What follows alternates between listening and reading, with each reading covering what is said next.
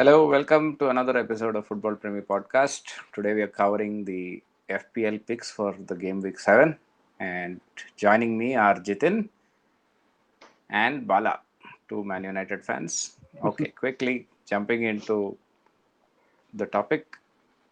This week, who will you pick as your captain? Do you go with Son? Do you go with somebody different completely? If you're for having trouble in your mini league, you can think of that. What's your view, Jitin? Yeah, fair point that you made last. I think Spurs home to Brighton is actually, I think, is going to be the most popular pick. So, more than 50% of FPL players in the captain. I would think that, a safer bet again would be Salah at home. If you don't really want to take risks, maybe a differential captain could be Mane, because the reason I'm saying that is Salah is owned by, I think, around 48% of folks, and Mane is a meager 9.4. And the last 3-4 game weeks, Mane has scored about 37 points compared to Salah's 19. So Mane could actually be the big differential captain pick that you might want to look at. Sure. Bala, what are your views? Yeah, I think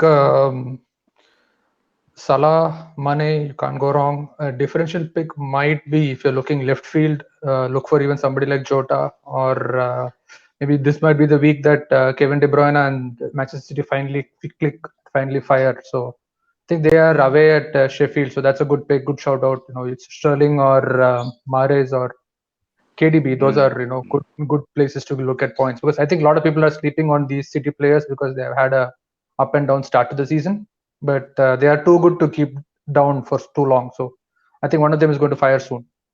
No takers for Zaha. Zaha is Zaha a Savage at Wolves, I think, right? yeah. Yeah, Okay. Zaha And Savage, Wolves, maybe, yeah, because especially in the last 2 weeks, Wolves have been looking decent defensively, but for the free kick that went in at Patricios Neapo, so maybe not Zaha this week.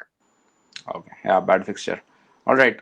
A lot of people are having players like Bruno, Salah, Mane.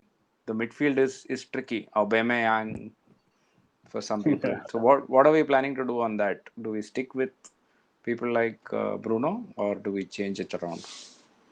Bala? I think a lot has to do with how your team is doing otherwise. Okay, if you're getting points elsewhere in your team, I think Bruno is quality that you will deliver at some point. If you're having trouble all the way through, then Bruno is probably one player that you can move out and bring in a bunch of other players who are at that price or lower. So I think it depends on your situation. If you are in a tight spot, you are falling behind in your mini league, you need differentials, and none of your people is scoring for you. Then I think you'll start looking at bringing somebody like Pulisic, because I think he's starting to look into good form. He's starting games now. He should fire at some point, is my hope. Pulisic or Harvard, somebody like that, because they are going to be priced lower than Bruno. Bruno.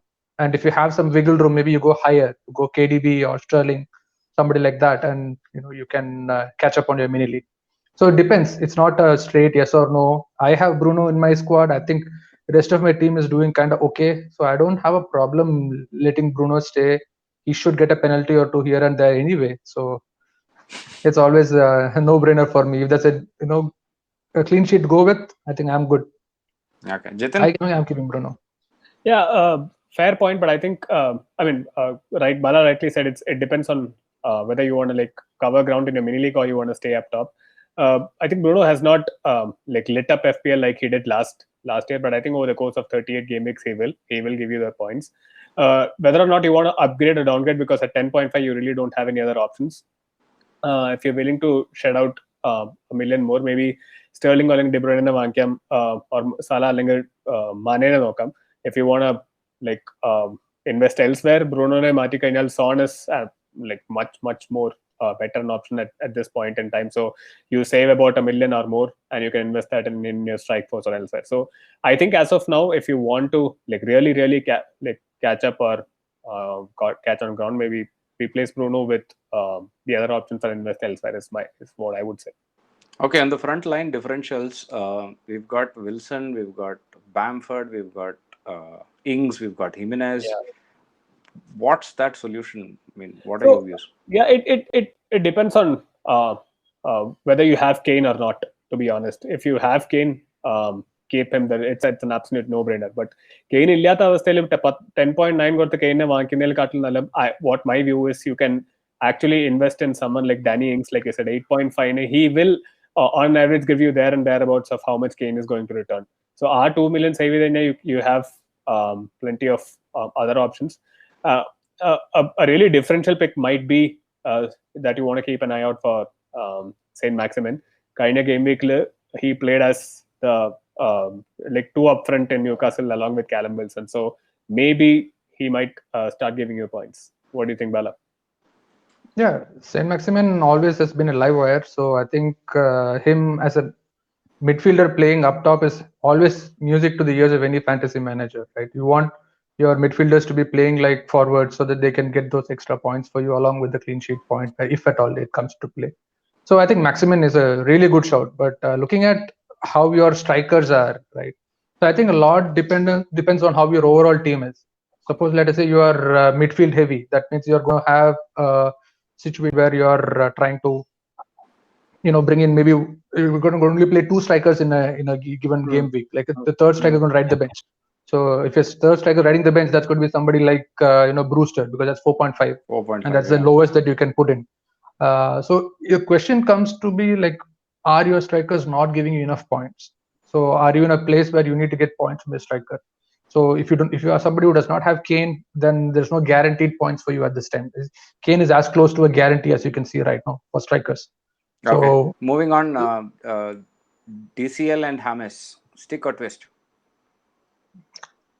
Stick. I don't think I'm dropping either.